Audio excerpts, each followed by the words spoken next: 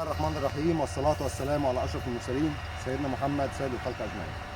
النهارده 10/9/2023 معاكم شركة الشرق الأوسط للاستثمار والتطوير الزراعي المهندس أحمد مصطفى أحمد، أصحاب حقوق الملكية الفكرية للبونيكام المصري الفرعوني، بونيكام الشرق الأوسط 002، البونيكام المصري الفرعوني من أصول فرعونية، بجد من أصول فرعونية، مش مهجن جاي من أسبانيا ولا جاي من إسرائيل وانا جاي من امريكا، لا، ابن مصر، جبناه من مصر ومن دروب، لقيناه في دروب، وجايبين من امهات عمر 20 سنه وناس نوبيين وارثينها عن اجدادهم. خلينا نتكلم في اللي ينفع الانتاج الحيواني، وخلينا نعرف ايه الفرق ما بين البونيكام الام جي 12 المهجن او الاف 1 او المنبثه، بس المنتشر حاليا وعامل له شو ميديا كتير على النت الام جي 12. الام جي 12 مالناش دعوه بالاسامي، انا ليا دعوه بالصنف والمواصفات الفنيه للنبات. يعني ايه يا فندم؟ يعني لما تاخد النبات كده وتعمل ايديك عليه من هنا اهو تحت كده ما تلاقيش اشواك، يبقى هتقدر تحافظ على الجهاز الهضمي للحيوان. لما تلاقي في قلب الورقه كده مفيش اشواك، يبقى هتقدر تحافظ على الانتاج الحيواني. لما تاخده وتحلله تلاقي البروتين بتاعه زي ما انت عايز، بيبدا من 12 ل 18. طب ايه الفرق ما بين ال 12 وال 18؟ ال 12 بيديه للابقار الكبيره، ال 18 او ال 16 بنديه للابقار الصغيره.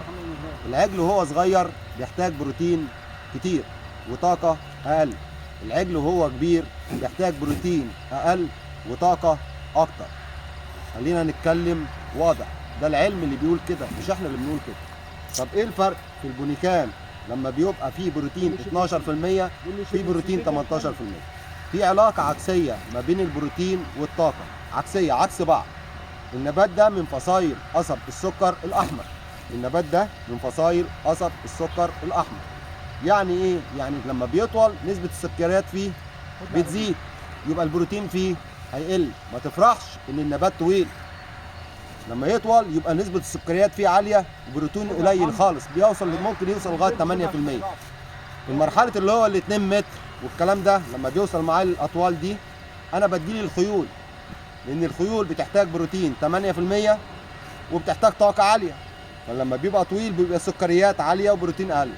لكن لما أنا عايز أربي وباحترافية، أول ما بيوصل متر أنا بعرف إن البروتين فيه بيبقى من 14 ل 16، من 14 ل 16، والطاقة فيه بتبقى 3000 كالوري، فدوت بديل اللبان اللي هو العجال الصغير اللي لسه مفطوم.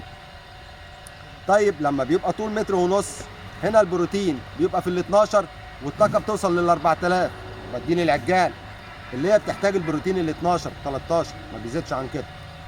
بعد ما بتأكله ب3 أيام لون البهيم بيلمع، الإضرار بيزيد من فترة الدور لغاية العصر. الناس اللي بتربي فاهمة الكلام ده.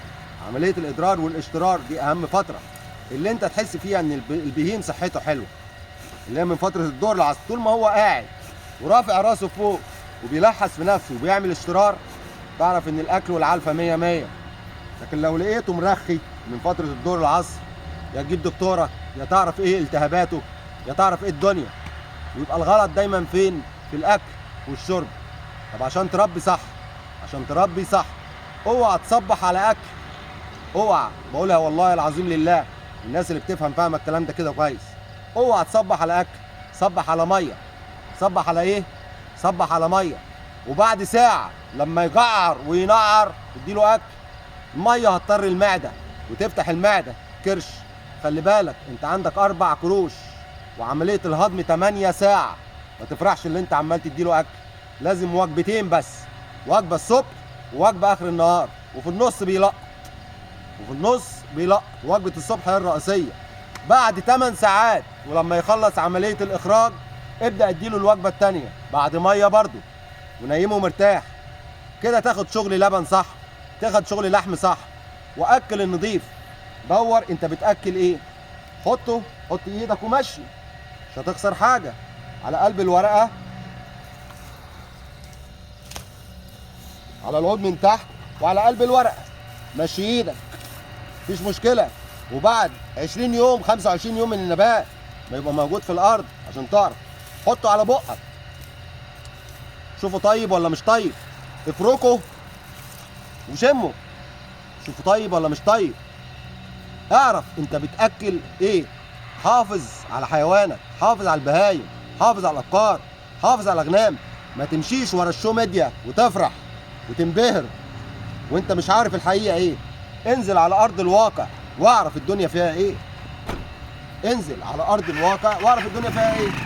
اخضر يتاكل اخضر، اضرار لبن. جاف يتبلت ويتاكل جاف.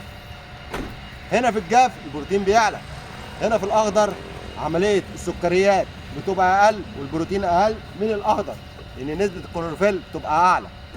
وخلي بالك دايما بنقول فرج الاخضر في العلفه 50% والبقوليات 50%.